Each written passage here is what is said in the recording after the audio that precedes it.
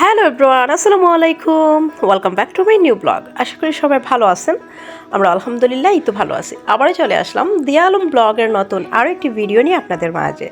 কাছে এবং দূরে, দেশ এবং দেশের বাহিরে থেকে এই মুহূর্তে যেখান থেকে আমার ভিডিওটি দেখছেন কিংবা পরবর্তীতে দেখবেন, সবাইকে জানাই অনেক অনেক ভালোবাসা এবং অসংখ্য ধন্যবাদ।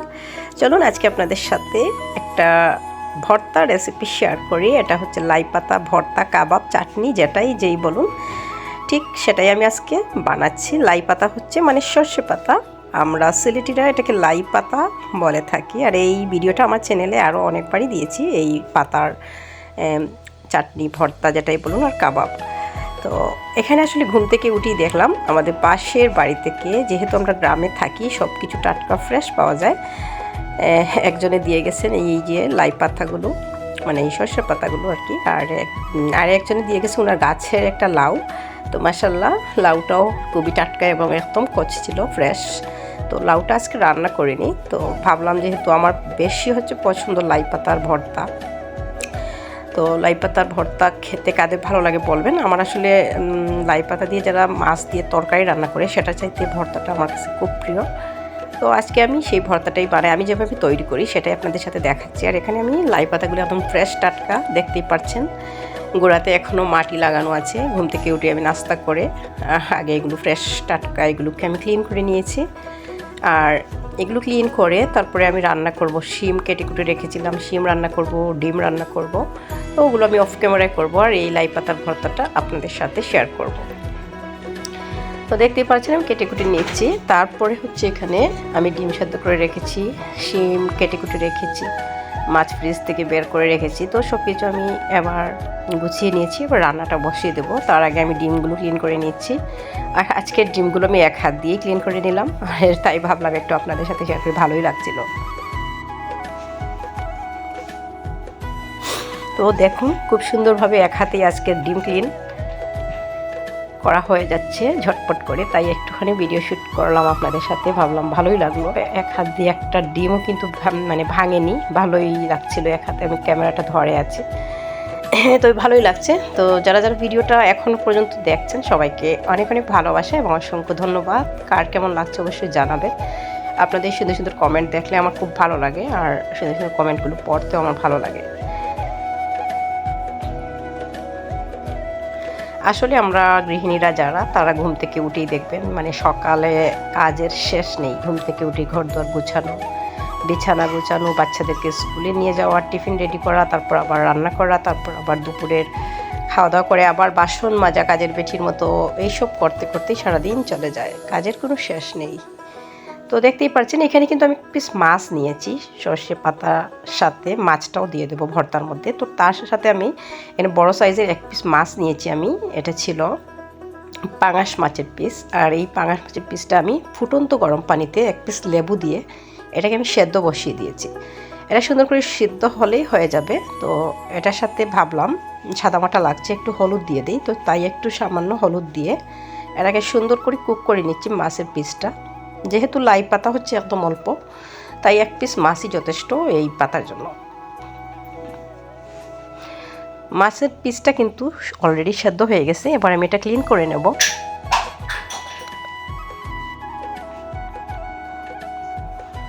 এভাবে আপনারাও ট্রাই করতে পারেন, এভাবে খেলে এতটাই ভালো লাগে বিশ্বাস করেন। মানে এরকম একটা রেসিপি থাকলে আর কিছুই লাগে না। বিশেষ করে আমার খুব প্রিয় এই রেসিপিটা, আমার খুব ভালো লাগে লাই পাতার কাবাব। এই কাবাবটাই বলি আমি এটাকে বেশি, যেটা লাই পাতার কাবাব, যেহেতু এটা আমি মানে ভেজে করছি। আর আমরা যখন কাঁচা করি, মানে পেঁয়াজ কাঁচা, লাই পাতাটা কাঁচা থাকে, ওইটাকে বলি চাটনি আমি। তো আপনারা কে কী বলেন জানি না। তো যাই হোক, এটা যে বলবেন যেটা সেটাই, আমি আমার মতোই বলে দিচ্ছি লাই পাতা চাটনি, ভর্তা, কাবাব, এই নাম তিনটাই আছে।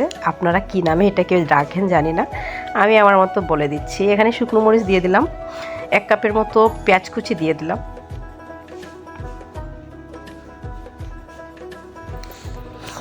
তো পরিমাণ মতো লবণ, আর হচ্ছে হলুদ, মরিচ আর ধনিয়া গুঁড়ো দিয়ে দেবো। তারপর এখানে কাঁচামরিচও ইউজ করব।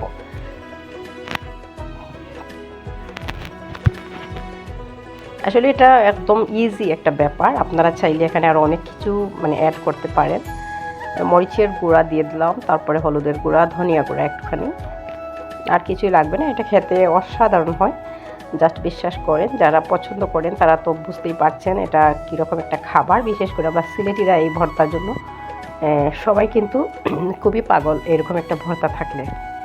লাই পাতা কিংবা সর্ষে পাতার ভর্তা খায়নি এমন কোনো মানুষ আমার মনে হয় না, মানে পছন্দ করে না এরকম কোনো মানুষ। বাট আমার কাছে মনে হয় ভর্তা, চাটনি, কাবাব এটাই ভালো তরকারির চাইতে। তরকারিটা মাছ দিয়ে যে রান্না করে সবাই, ওটা আমার ভালো লাগে না, জানি না কেন।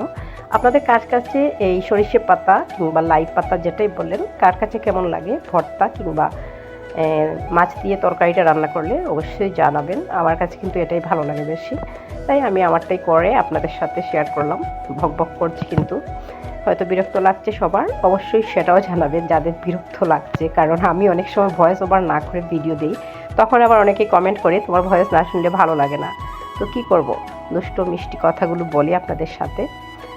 তো যখন আমি ভয়েস ওভার না করি তখন যখন এই কমেন্টগুলো আসে আমার হাসি আসে যে আমার বকবক শুনতেও মানুষের ভালো লাগে, এটা শুনেও ভালো লাগে কিন্তু সত্যি যেটা।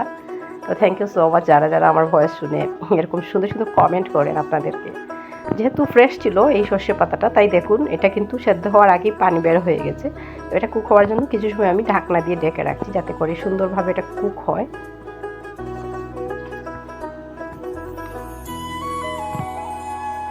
দেখুন এটা থেকে কতটা পানি বের হয়েছে। এবার আমি এটাকে খুব সুন্দর করে নাড়াচাড়া করে ঝাঁকানাকা করে এটাকে মিক্স করে তারপরে এখানে মাছ যে রেখেছিলাম আমি ক্লিন করে, মাছের তো কাটা পরিষ্কার করে নিয়েছিলাম, তো সেই মাছটা এখানে আমি দিয়ে দিচ্ছি। আর এইভাবে মানে যদি আপনারা পছন্দ করেন তাহলে অবশ্যই এভাবে ট্রাই করবেন, এভাবে খেতে ভালোই লাগে। বিশেষ করে আমার অনেক ফ্রেন্ড আছে, তারা এভাবে কী করে আমি করি সেটা অনেক সময় আমাকে জানতে চায়। তো আজকের ভিডিওটা তাদের জন্য, বিশেষ করে যারা এই ভিডিওটা চেয়েছিল। এর আগেও কিন্তু দিয়েছি আমি, বিশেষ করে অজান্তে দিদিভাই কলকাতা থেকে আমাকে অজান্তে দিদিভাই বলেছিল যে আমাকে এই ভিডিওটা শেয়ার করে একবার কীভাবে এটা বানাও, ওটা আমি ট্রাই করব। তো দেখো অজান্তে দিদিভাই তুমি শিখে নিও, দেখতেই পারলে এত ইজি একটা ব্যাপার, আর এটা খুব জাস্ট অসাধারণ লাগে এরকম খেতে।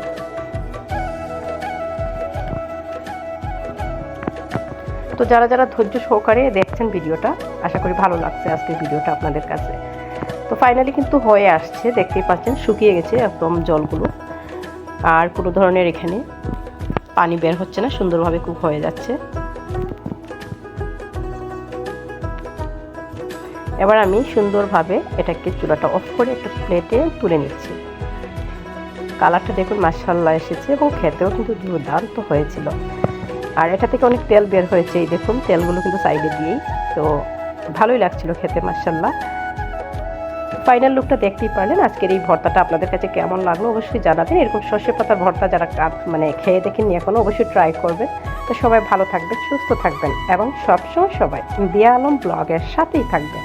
দিয়া আলম ব্লগও সবার সাথে আছে এবং থাকবে ইনশাআল্লাহ। নেক্সট আরও একটি নতুন ভিডিও দেখার আমন্ত্রণ জানিয়ে আজকের ভিডিওটা আমি এখানে এন্ড করলাম। সেই অবধি সবাই ভালো থাকবেন, সুস্থ থাকবেন এবং নিরাপদে থাকবেন। আল্লাহ হাফেজ, আসসালামু আলাইকুম। Thank you for watching my video.